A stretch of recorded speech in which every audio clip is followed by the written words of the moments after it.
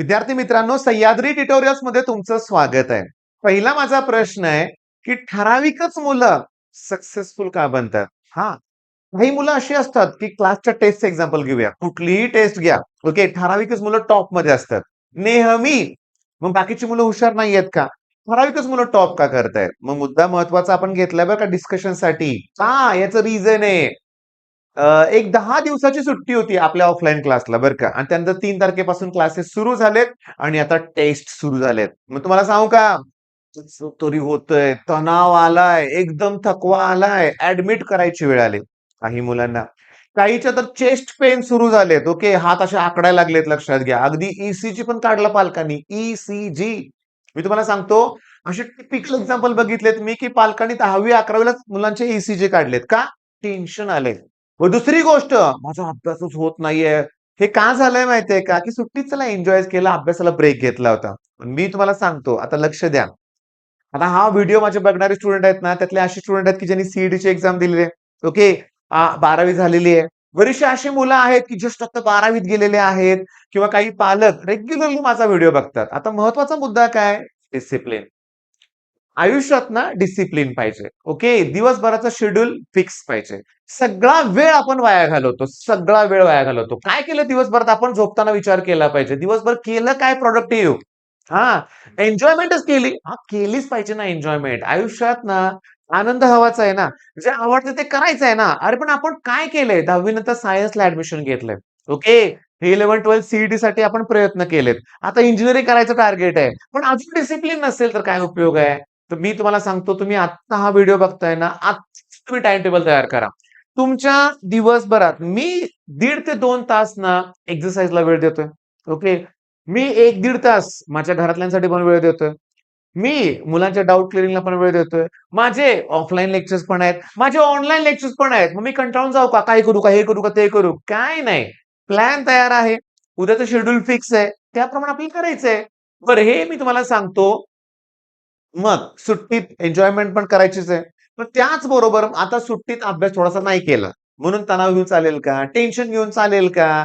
नाही. माझ्या इथे 3-4 एक्झाम्पल्स आहेत. त्यांना मरणाचं टेन्शन आलंय लक्षात घ्या. ओके. मग हेच गोष्ट नको आहे. मला त्याच गोष्टी तुम्हाला सांगायच्या आहेत. इथून पुढे डिसिप्लिन ठेवा. भलेही तुमचं इंजिनिअरिंग असू दे.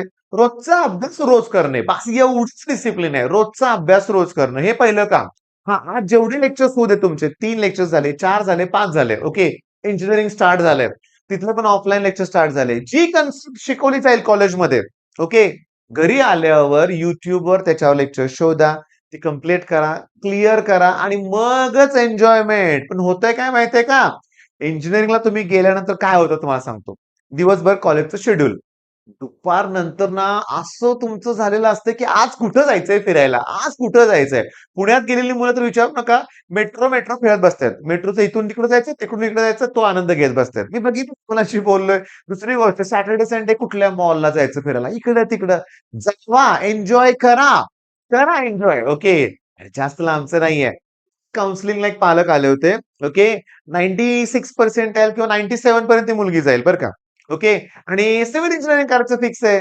मग मी काय म्हणलं, सी तर पहिला चान्स ठेवायचा आपण. बरोबर आहे. 97 चान्सेस आहेत.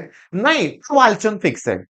वालचंदचं नाव घेतलं, की जो चेहरा चेंज झाला मुलीचा, की विचारूच नका, विचारूच नका. आणि तिसऱ्या नंबरला पालक बोलले, की "सर कराड लावाच पाहिजे." कराडचं नाव ऐकलं, की मुलीचा चेहरा आणखीन बिघडला. ओके, ही कालची गोष्ट आहे. ओके. नेक्स्ट दुसऱ्या दिवशी जे स्टुडंट मला भेटले, की नाही परत एकदा, तेव्हा तिने काय म्हणली, "सर मी वालचंदचं सगळं बघितलंय बरं का. खूप जुनं हॉस्टेल आहे. इतकं की मला ते नाही आवडलं."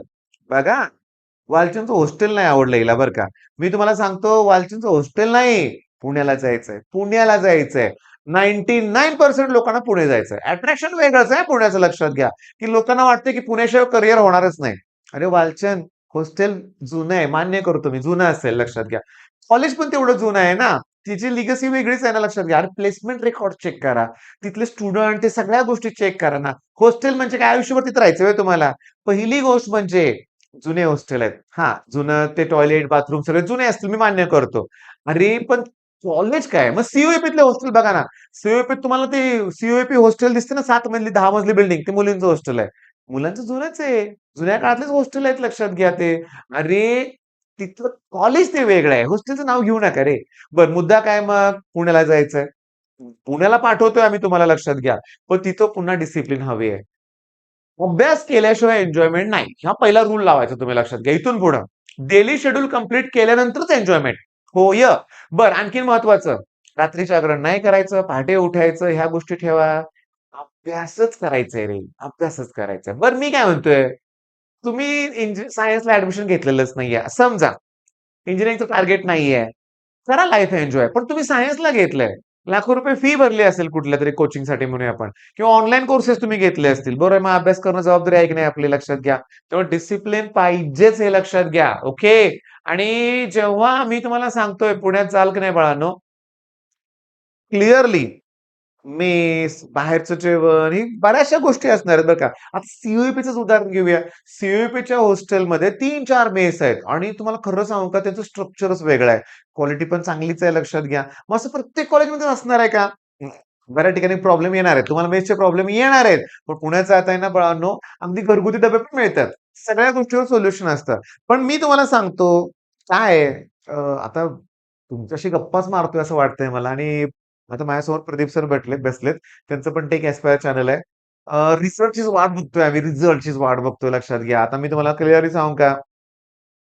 रिझल्ट नंतर तर लाईव्ह आपण एकदा लेक्चर सेशन घेणारच आहे लक्षात घ्या. आणि काय झालंय, की तुमच्याशी इतकी अटॅचमेंट झालेली आहे ना, की विचारूच नका. बरं मग ही अटॅचमेंट तर असणारच आहे. शेवटपर्यंत मी तुमच्यावर असणार आहे. मला इतकं आनंद होतो एक गोष्ट सांगायला, की लास्ट वीकमध्ये मला मुंबईवरून एक मुलगा भेटायला आला, विघ्नेश. मी पुन्हा बोलतो त्याच्याबद्दल. पुन्हा तो पहिला जेईचीच प्रिपरेशन करत होता. पुन्हा त्यानं आपला ऑनलाईन आपल्याला फॉलो केलं. ओके.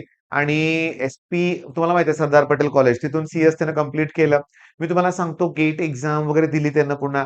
पुन्हा पुढं तो गेलाय पुढं, शिकतोय अजून. सगळ्या गोष्टी चांगल्या चाललेल्या आहेत लक्षात घ्या. मग माझं काय म्हणणं होतं आता, की तुमची आणि माझी अटॅचमेंट अशी संपणार नाहीये. तुम्ही या साइडला कधीही आला, की तुम्ही साताऱ्यात मला भेटून जाणार आहे मला माहिती आहे लक्षात घ्या. इव्हन काय होतं फक्त एवढं होतं बरं का भावानो, प्रत्येक वेळेस फोन कॉल रिसीव्ह करणं मला वैयक्तिक जमत नाही. ओके. मला जमत नाही. पण मी तुम्हाला सांगतो, तुमच्या बऱ्यापैकी कॉमेंटला रिप्लाय करायचा मी प्रयत्न करतोच बरं का. पण झालं गेलं विसरून जा. पाठीमागचं घेऊन चेस्ट पेन, हात वाकडे होतायत, तणाव येतोय, ॲडमिट सलाईन लावले. अरे काय? ते झालं गेलेलं विसरून जा आता. रिझल्ट कुठलाही येऊ दे सी डिसिप्लिन ठेवा इथून पुढं. रोजचा अभ्यास रोज करा. बास तुम्हाला कुठेही अपयश येणार नाहीये. ओके. आणि YouTubeवर चांगले चॅनल नक्की फॉलो करा बरं का. इंजिनिअरिंगच्या अभ्यासाला पण सुरुवात करा आणि तुम्ही 11वीतून 12वीत गेला असेल, तर आपल्या चॅनलवर बेस्ट कंटेंट आहे. फॉलो करायला विसरू नका. All the best.